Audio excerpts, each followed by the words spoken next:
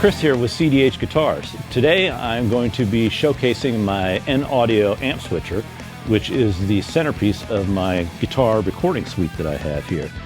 Now, I've been using the 8x7 for over a year now, and I've been wanting to produce this video to demo what I believe is the very best amp switcher on the market.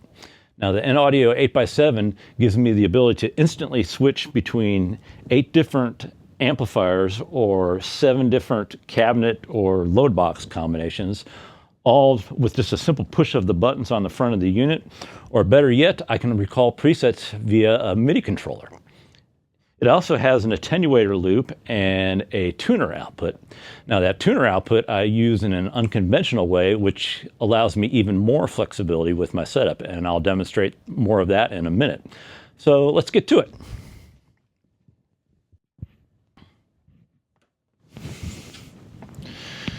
All right, I'm going to start off by showing you my rig and my signal flow, starting off with my custom-made CDH guitar, which I designed and built myself.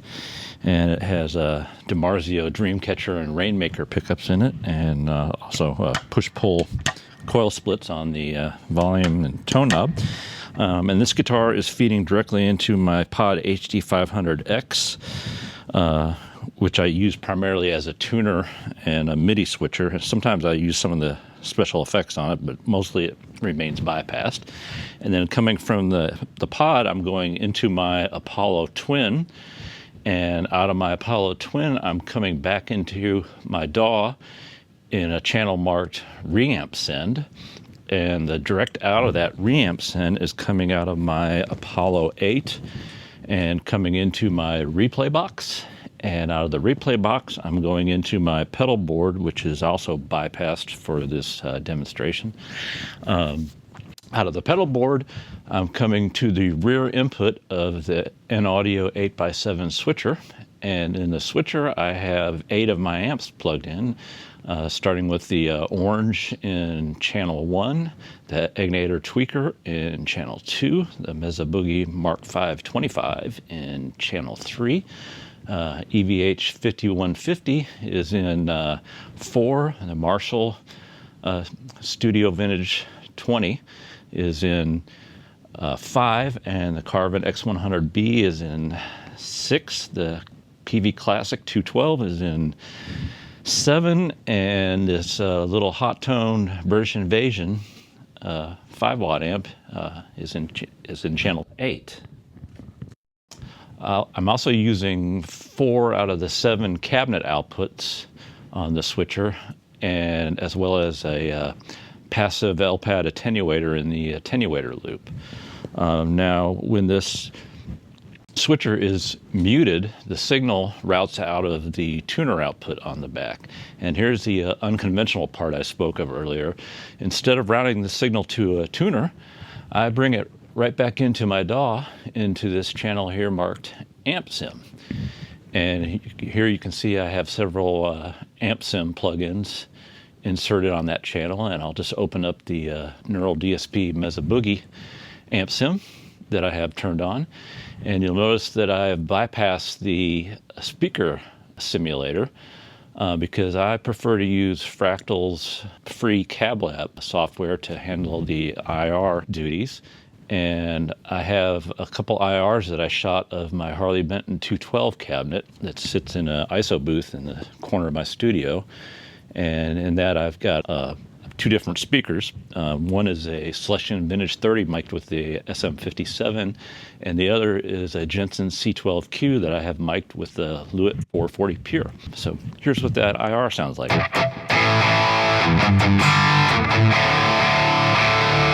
Now let's go ahead and I'll just mute the 440 so you can hear the 57 by itself. And here's the 440 by itself. And then back together again.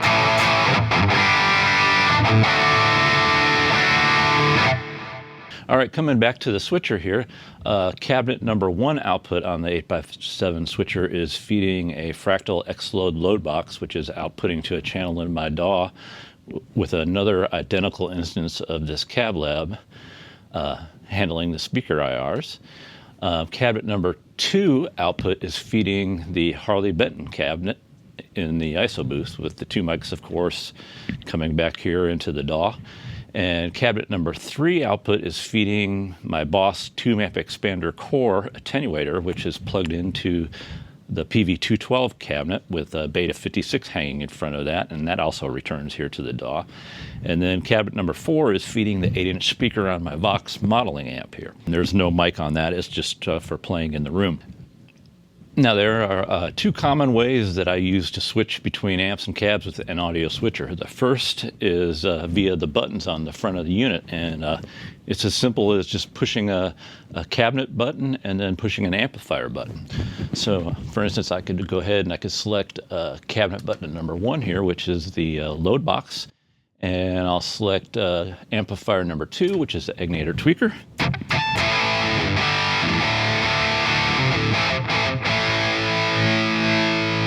And there you have it. And then from here, I could select another speaker output, or I could select, say, the orange amp.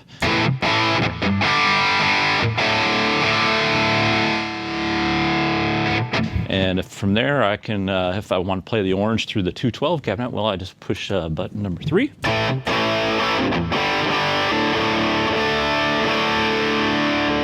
Or, so let's say I just want to play in the room with nothing mic'd up. I'll hit button number 4 here, which is the 8-inch speaker. And that's incredibly loud right now.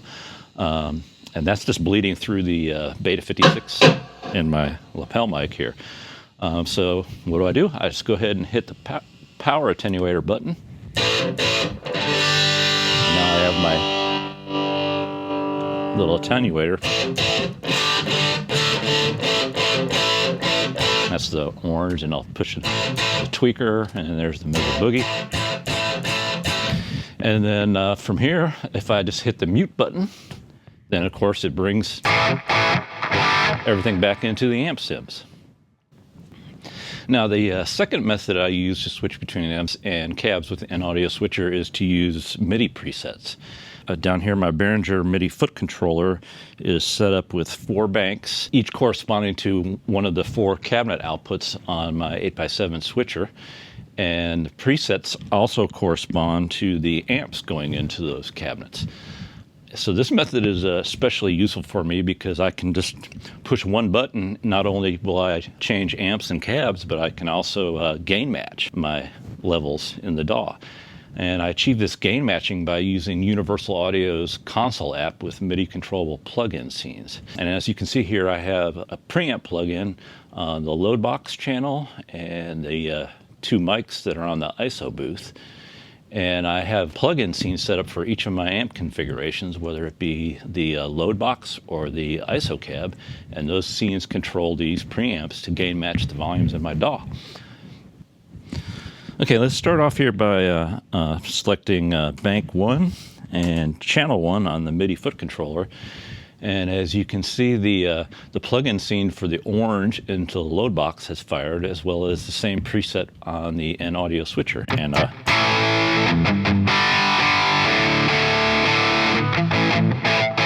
if I hit the preset number 2 on the foot controller, there's the Egnator and the Mesa Boogie, EVH, Marshall, Carvin, Peavey, and the British Invasion. So I'll go back and forth between the Carvin and the tweaker here. You can clearly see how much gain matching is going on. The Carvin is a much louder amp than the Egnator. And so I'll stop here on the Carvin for a second, and I'll manually select the Egnator. You can hear how much quieter the Egnator is compared to the Carvin. So that's why I do this gain matching, otherwise my levels would be all over the place. So it's very convenient for me. So I'll go ahead and select preset number 2 again. That'll bring the Egnator right back up on the same level with all the other amps. Now, you may have noticed something here when I've switched between these 2 different amps. There's a a noticeable volume spike when I switch from the quieter tweaker to the louder carbon. That's because the 8x7 switcher is responding instantly to the Midi commands, whereas the plug-in scenes are lagging behind just a little bit, so that gain structure for the egnator is carrying over for just a split second over to the louder carbon. That doesn't happen when I go between two similar gain structured amps like the EVH and the Marshall.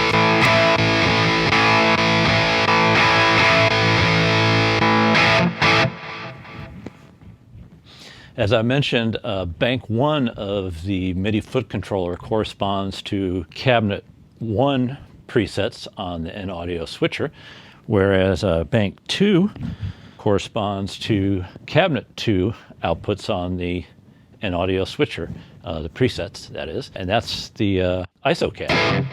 So that's what this sounds like.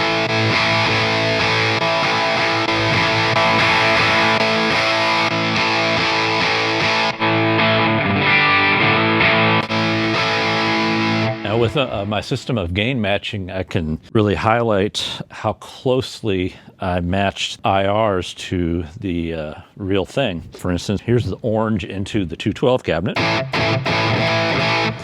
And here's the orange into the IR of the 212 cabinet. Real cabinet and IR. Real, IR. That's a boogie, IR, real.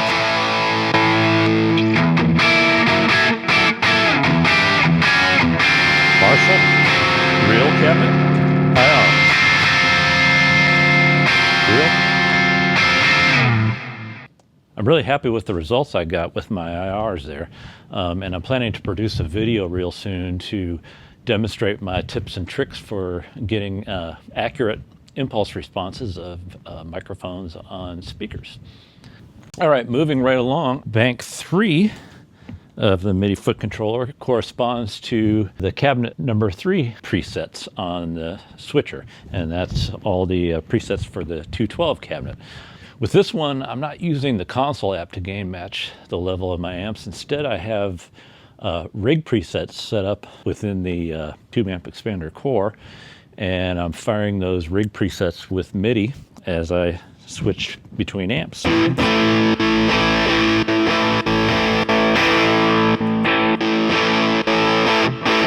See that loud carbon with a level of 44, and the egnator, the level of 80.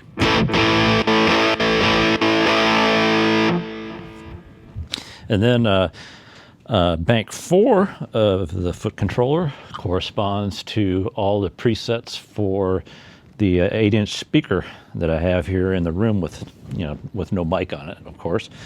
And all these presets include the power attenuator engaged, so I don't blow myself out of the room.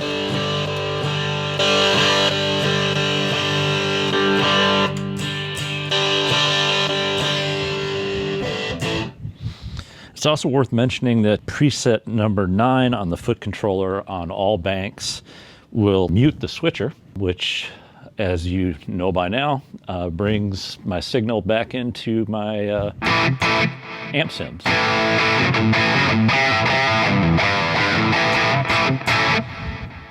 And I also have one more preset 10 on this foot controller that I have set up to select my EVH on its clean side, and I do that by using one of the two switched outputs on this foot controller, so it does the channel switching for me. So if I select number 10, let me go to the cabinet for a second. So there's the cleanish EVH, and if I go back to preset 4, there's my dirty preset. For all my other amps that have channel switching, I have their proprietary switches right here on the floor in front of me, and I'll be using those in my last demonstration here. And I'm just going to show you how easy it is. I can switch between different amp configurations and get all kinds of tones with just my guitar into an amp. No effects or anything like that other than that reverb and delay that you've been hearing the whole time, which is just something that I have set up in the DAW. So check it out. I'm just going to have a little fun here.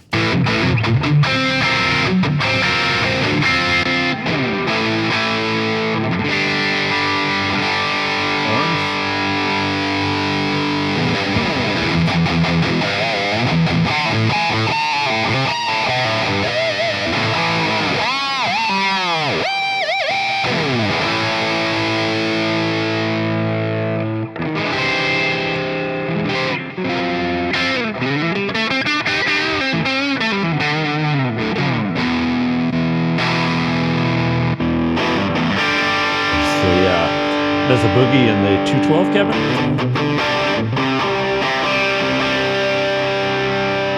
And here's going to be the EVH in the IR.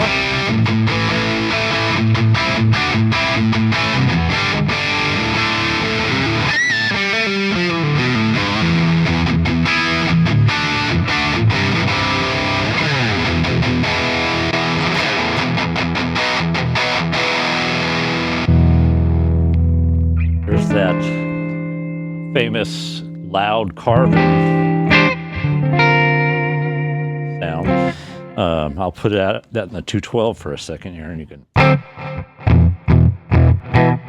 In post here, I'll mute the DAW for a second, so you can just hear that thing rumbling in the corner of my studio. It's pretty crazy. Speaking of clean sounds,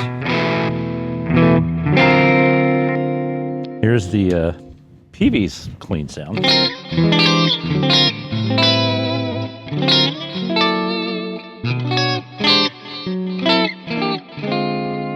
Surprisingly, a very nice clean sound. Got a little bit of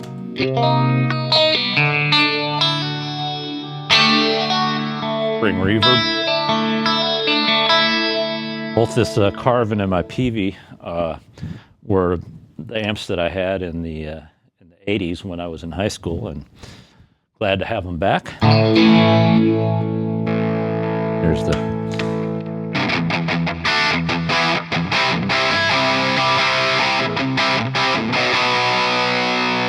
Agnator clean sound.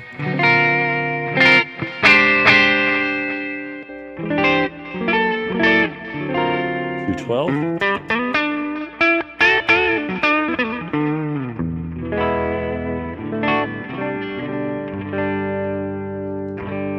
Go to the Mesa Boogie's clean sound.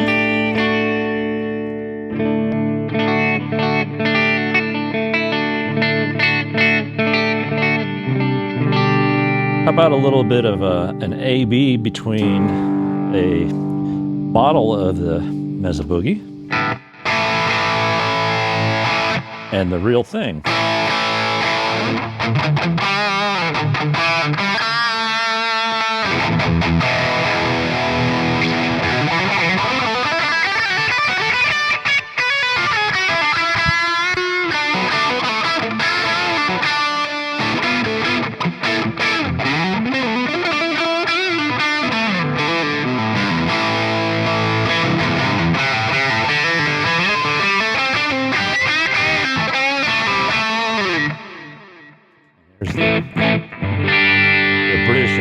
Which is modeled after an AC-30, and it has that kind of chimey.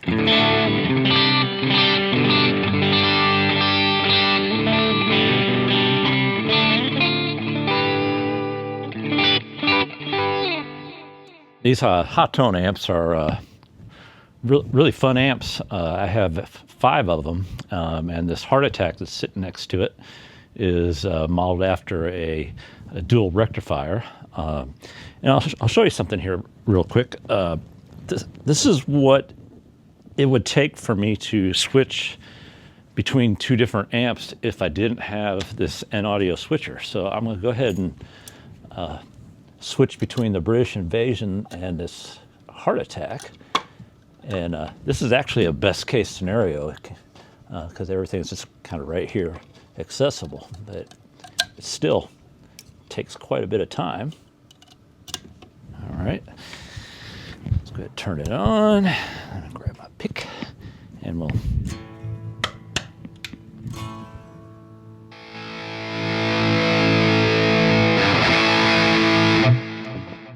takes a lot longer than just pushing a button.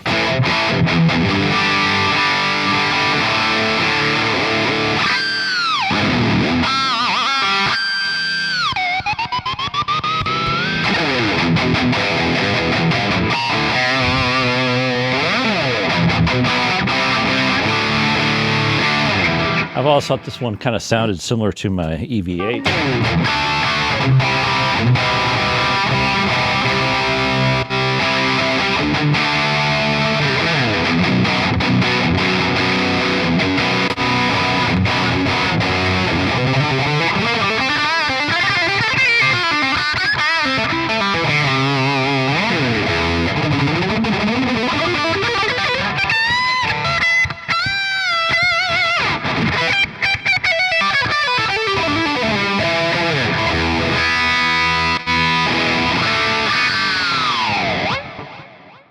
All right, I'm going to stop myself right there or I'll go on all day long. Whew, okay. Well, I always said nothing like hitting a record button to make playing guitar just a little bit more difficult. All right, so that was my first demonstration of my guitar recording suite with the heart and soul of it, of course, being this awesome N-Audio 8x7 switcher. And I certainly can't wait to purchase another one, which will increase my capabilities of my studio to instantly access up to 15 different amplifiers. That's going to be very exciting, and I will certainly post an updated video when that happens, as well as other videos that I have in the works to further demonstrate some of the various aspects of my studio, like reamping and effects loop switching and impulse response capturing as well. So be sure to subscribe so you don't miss any of those. I'd also like to thank Nikki from N-Audio for making such amazing products and providing such top-notch customer service. I've listed his website in the description below, and if you're in the market for what I believe is the best amp switcher money can buy, look no further. And with free shipping, it's also pretty much a no-brainer. All right, well, that's all for now. Thanks for watching. I'm going to go ahead and I'm going to continue playing here in my studio.